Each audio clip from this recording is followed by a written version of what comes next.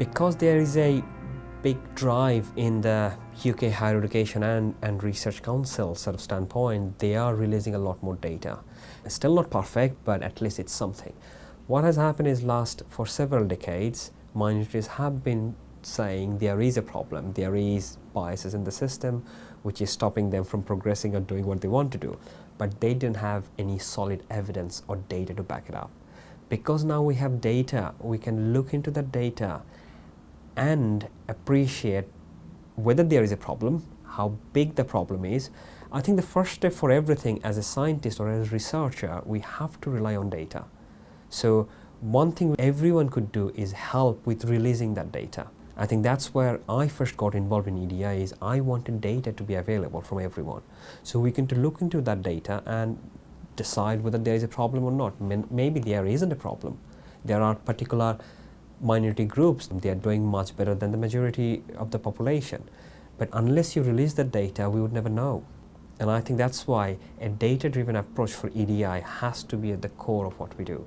So Office for National Statistics, they released the ethnicity pay gap last week. And if you look at their sort of high-level headings, what you would see is anyone belonging to Chinese as a ethnic category, their mean average earning is more than the white British male.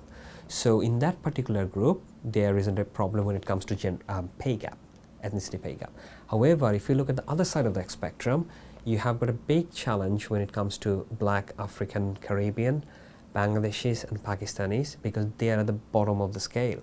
So what it tells you that there are some groups there is a big issue, in some other groups there isn't. The other side of the data is when you look at the gender pay gap within those ethnicity groups, in all of those groups except Bangladeshis, men earn more than women. But only in the group which is Bangladesh, which is the bottom of the list, women earn more than men. So the data is a wonderful way to solve this problem, to understand where the issues lie, because the headline at the moment from last week's data is a white British worker earns more than 3.8% more than all ethnic minority groups.